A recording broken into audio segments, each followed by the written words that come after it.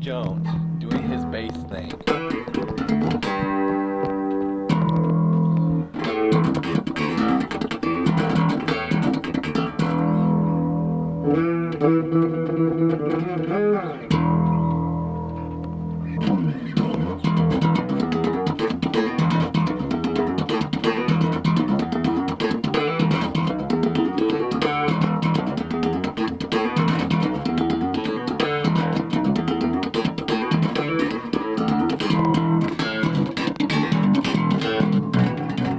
Yeah, body. The Modulus. Decent bass. Why is it so expensive? I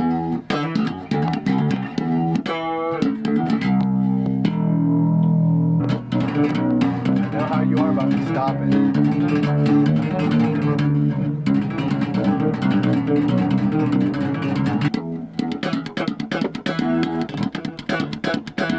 That one for $1,095.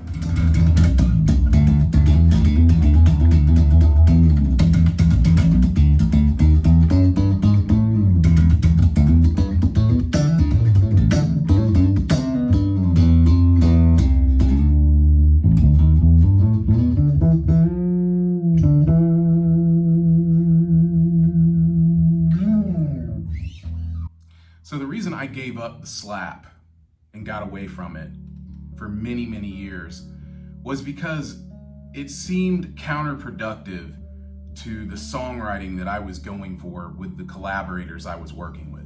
Over time, slapping became so irrelevant that I ended up trading away my beloved Music Man Stingray duo. At one time, they were everything to me. But by the close of the 90s, I was basically ready to give these basses up, and that happened. By the turn of the millennium, both of those basses were gone. I look back on that and I just don't even know where I was. Like, I try really hard to think about what my mindset ultimately was during the time that I let go of those basses, especially the fretless, because those Ash Stingrays, Ernie Ball, whether it be even just a Sterling, those are a dime a dozen. You see those every day. But you will never, I have never, ever seen another Ash fretless Stingray with a rosewood fingerboard. I haven't seen anything like that since that one that I traded away. I have no idea where it is, but I have given up on it, especially now that I have the BFR Stingray fretless.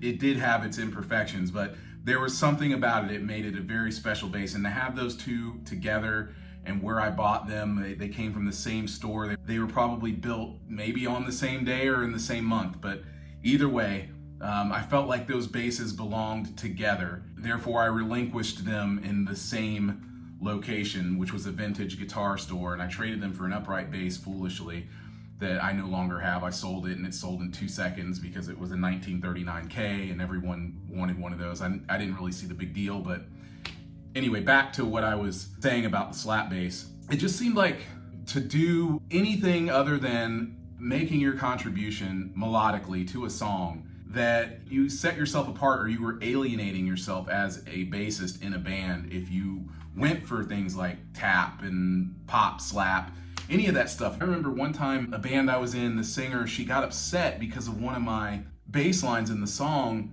She said, it's a little too busy, it's a little too rush, and I don't like rush. And I got mad. I got really angry with her when she said that. And I said, well, no way, that's the way I play. I want to play that in there. And she's like, listen, it's my song, I wrote the song, and I don't want you to play the bass like that. And I said, well, touche.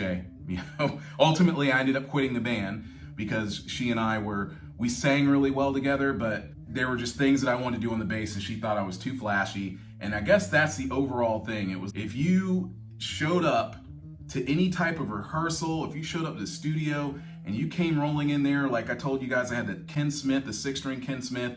If I showed up with any of that stuff, the Ken Smith, the Padula, the Stingrays, and I was slapped, you know, if they saw any of that stuff from me, it freaked people out, especially if they weren't looking for that. And as you can tell, I wasn't doing a lot of hip hop type stuff or soul R&B. I wasn't doing the type of music that was calling for that. When you're playing rock music, people don't want to hear that. You know, I mean, it's just plain and simple. very few bands have been successful integrating that in there. I mean, bands like, I think about the Spin Doctors, I think about Live, I think about the Red Hot Chili Peppers, of course. Every once in a while, you would hear these songs in the 80s, and you would hear a little bit of pop bass. And what I mean by pop is, well, you'd hear a little bit of slap too. But one example is the Finest Work song. You don't hear it anywhere else in the song, but at the very end of the song,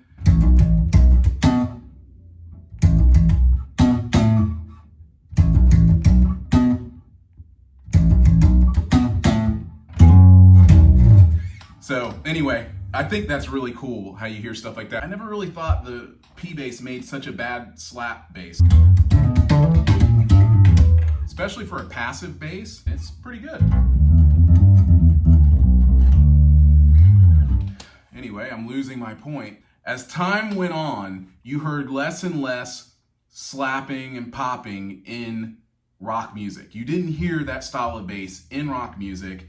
Therefore, it started to die, and any collaborators, any rock bands, they just didn't want that in there. In most cases, I would say that collaborators found a respectful way to decline the slap, pop, tap. I never really had any huge issues with that, so it just faded away from my repertoire of bass techniques.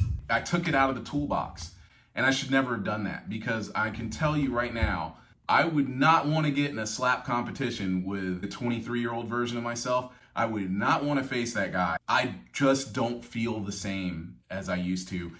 You know, I had a bit of a nervous breakdown in the early 2000s, and it resulted in me not playing anything for years. I didn't play at all. I didn't touch any instruments. I didn't play guitar, I didn't play bass, I didn't play keyboards, I just didn't play at all. Those were really weird and dark times in my life. I feel like some of the things that I used to do when I was younger, when I was in my 20s and I was out there, going in and out of studios and playing on the road, I feel like a lot of that stuff with intense practice, I can slowly regain some of it, but there's something about the technique of the slap, pop, tap, and when you're doing stuff like that, and you do it a lot, because believe me, I had to practice a lot to get it to where it was. I'm not certain I could ever get that back. There's just a certain feel.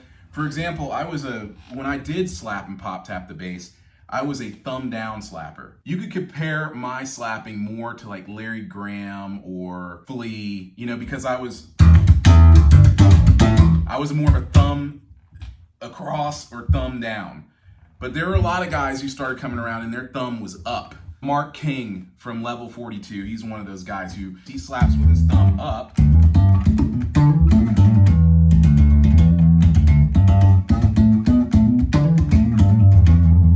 And then there's the triplets. Like for the triplets for the slap bass, a lot of the guys would go.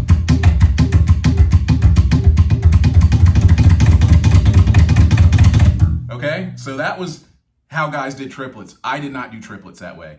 So I'm gonna give you guys one of my biggest secrets that people would see me doing it and they didn't really quite understand what I was doing, but I did not do triplets like that back in my day. So in my late teens and early 20s of slap, pop, tap bass, I would always, whenever I wanted the triplet feel, I would just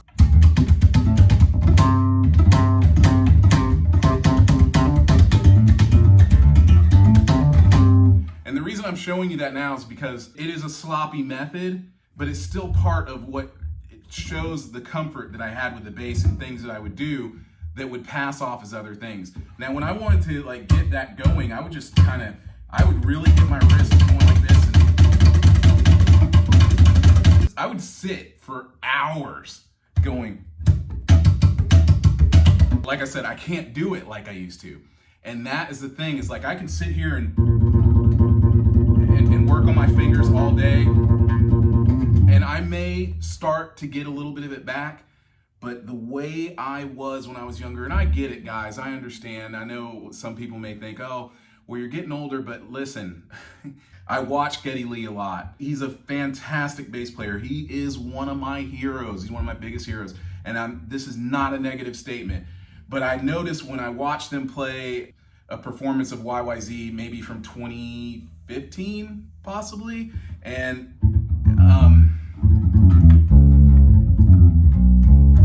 he still does all that stuff great. But the point that I'm trying to make is, I'm sitting here thinking, if that guy didn't keep playing all those years for decades doing YYZ, I don't know if he could just pick that up like that and just play that again. Just right here, when I'm sitting here trying to show you guys, demonstrate how I used to do my triplets. I used to do one-hand triplets.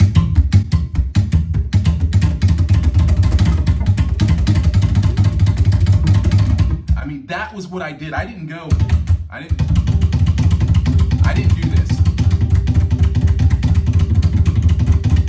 I didn't do that at all. I would just, and it worked. That's one of those things that I feel like, wow, I can't do that anymore. I used to do this thing with my hand. I would go like that, and it was just insane. And I wish I had never had relinquished control like that. I wish I'd never taken that break, but that's okay, because we're here now. I'm here now. I realize that it's never good to not use it and lose it. It's not good. You should always work on your skills, work on your toolbox. You know, if other people don't want you to play that way, that's okay. I understand that. There's nothing wrong with being a versatile bassist. And I think that I gave up a very impressive tool in my toolbox. Not only was it impressive to see how I did things, especially with just this right hand, being a lefty who was forced into writing with my right hand and being ambidextrous with a lot of things, I can tell you right now that what I was able to achieve with the right hand on this instrument was pretty impressive. And not only that, it was fun to work on. It was fun to practice it. It was fun to master that technique. And mastery of the slap, pop, tap technique is far out of my reach now, because to this day, the only reason I'll even do that stuff, when you guys see me doing that in the videos, I'm really just testing out the instrument and seeing what it sounds like sonically when I'm really hard on it. I'm gonna say this to bass players. If you're a bass player, I think that it's important to understand what bass does in a band. I think what makes a great bass player is knowing where the frequency fits in the music, understanding the harmony and where it needs to go. That is honestly my secret. And you know, there are a lot of things that I won't give myself credit for, but one thing I will give myself credit for throughout my musical journey is my ability to conjure up bass lines on the spot. When I hear other people's music and they need a bass line to it, I guarantee you I will not come up empty. I won't come up empty-handed at all. Part of my gift is not only my ear, but it's the willingness and the acceptance of outside ideas, is being able to listen to another musician and they're saying, well, maybe if you could do this, or I hear something like this, and I say, great, let's put it together. Let me hear your idea. Or even if you can't play it, if you could just listen to me play and I'll show you some ideas. I have 3 or 4 different ways to approach this song from the bass player's perspective that I think would benefit the song. And you pick one of those ideas. And if you think you have something you can add to it, then that would be great. I'm not against that. I have no qualms with that at all. And I wasn't always that way, especially in the very beginning. I was not that way at all. I wouldn't let anyone tell me anything. And that really hurt me. That really put me at a disadvantage. And it was a good thing that I snapped out of that very, very early on and began working with other people and understanding. And also getting over my closet hatred for guitar players. I had this reluctance to cooperate with people when I was collaborating, was my hatred for the guitar player. I always felt like the guitar player got a lot of unnecessary attention, more than they deserved. That really wasn't the case, and I learned that later on, and I learned what my role was as the bass player. It was not to get into a competition with the guitarist, because I did do that. Even if a guitar player was doing a solo, I would start behind them in the solo, and then they would go to certain parts in that solo, and I would be right there just like, you know, soloing with them, and they're like, what the, you know? And oh gosh, those were the times. I've learned a lot over the years, that's for sure. But the point of this whole video was just to basically talk about why I got away from the slap bass. and why now am I slapping the bass a lot in these videos and all that. And you know, that's part of the reason why I left flat wound strings on the new fretless bass that I just picked up. I don't really like the sound of slapping on flat wounds. I don't like the way it sounds. It sounds weird. So it keeps me grounded. I play with my fingers mostly with that bass. This is my preferred method overall, is to play with the fingers. I used to be a big time pick player, so it was really strange for me to like switch from sometimes with fingers, playing with pick a lot in the songs, and then having to switch to slapping. I had a lot of versatility in my playing. I had a lot of tools in the box. I really did.